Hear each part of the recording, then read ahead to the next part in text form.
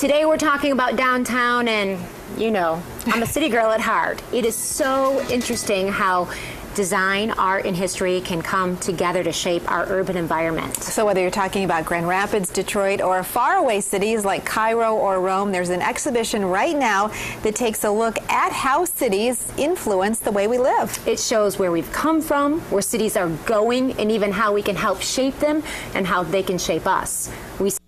This summer, the Grand Rapids Art Museum is exploring cities, but they're not just doing it with one exhibition. It's a suite of 4 exhibitions and many programs because there are lots of ways to tell the story of a city. We're going to take you upstairs to get started.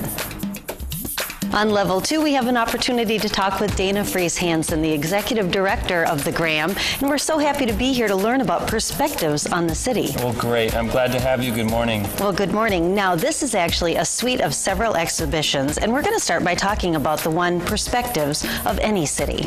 Yes. What's wonderful is that the Art Museum has a fantastic collection of prints, photographs, and drawings, and so our associate curator has put together an exhibition that looks at the different ways that artists throughout history and all over the world have looked at cities. Because as we look at the city and our experiences in our own cities in Michigan, we thought it would be wonderful to look back, and we found some treasures. So this certainly isn't just about Grand Rapids or just about Detroit. It's really an overall look at how anyone lives in their own city. Exactly. What we want is the museum to be a kind of platform for dialogue if you come with friends or be talking with your neighbors about how we can all make Michigan cities more livable, more sustainable, and more innovative. And so we use the arts, design, and history to pull that all together. And so in the exhibition, Perspectives on the City, we start way back. 1493 is the earliest work in the exhibition and come up all the way to the present. And these are recognizable cities all of us would know. Yes. Well, it might be New York, it might be Chicago, Grand Rapids is in there, even Cairo and some of the Holy Land cities. It's really quite wonderful to see the different ways that cities have been viewed and how cities change over the course of the centuries. And this exhibition takes a very close look at cities close to our heart, Grand Rapids and, of course, Detroit. Exactly. We have a major exhibition focusing on the work of Andrew Moore, who spent 3 months photographing in Detroit, all over the city, the populated and dense areas downtown, as well as we know, the depopulated areas where people have left their homes, moved to the suburbs, moved to other cities because of the economic twists and turns of that city. But it celebrates some of the great buildings from the early part of the 20th century where Detroit was powerful. Detroit was one of the most thriving, exciting cities in the world, through to the twists and turns that have happened with the economic downturn.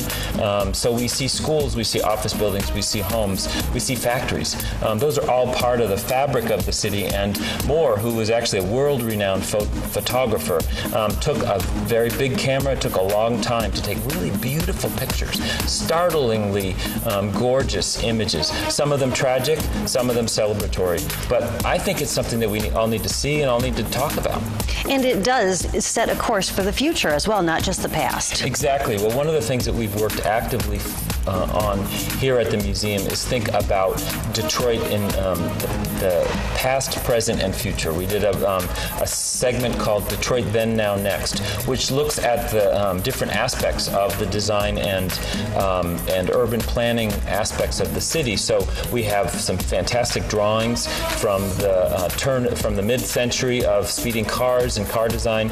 We have early factory plans of Albert Kahn, and also for looking towards the future, we have some wonderful documentation of a building that actually, the Argonaut Building, which was a design center for GM and now is a college for creative studies and a high school for technical education, also urban farming. So there are things happening in Detroit that are really quite exciting, looking forward. And it's important for us in Grand Rapids to acknowledge that and embrace it. And you have lots of great ways for people here in Grand Rapids to learn about both cities. Exactly. We have some spectacular programs, walking tours of the area around downtown. We have photography projects where you can join a photographer, a local photographer, and learn about photographing the city.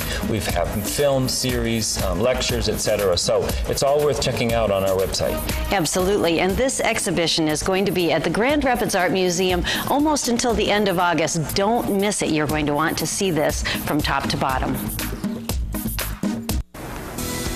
So cool. Yeah. So cool. When we were just remarking about how they do such a great job of setting up these exhibitions so that they're oftentimes interactive, and certainly you can take away, you can read information about the different components to the exhibition, so you really feel like it's an opportunity to learn more about either the people who created these works or the subject matter that they're associated with. And then all those offshoot discussions and offerings and events really bring it alive. This is actually a 4-suite exhibition, and we really just saw inside 3 parts of it in that story, but it all starts with the question, what happened here? To answer that, Cities in Transition also explores the architectural history of the actual intersection where the Graham is located right now through photographs, models, and accounts of the changing character of the space where 101 Monroe Center is today. There's so much to see in all 4 areas. You may want to tackle it in multiple visits. The exhibition is up now through August 26th, and the Graham is offering lots of programs for all ages to go along with it,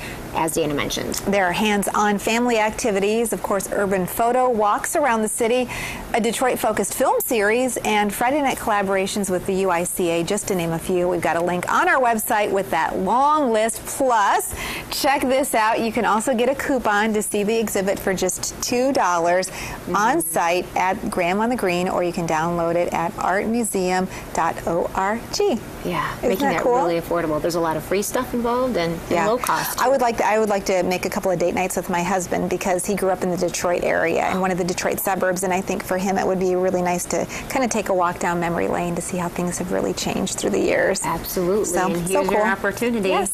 Stay with us. We've got a lot coming up on 8 West.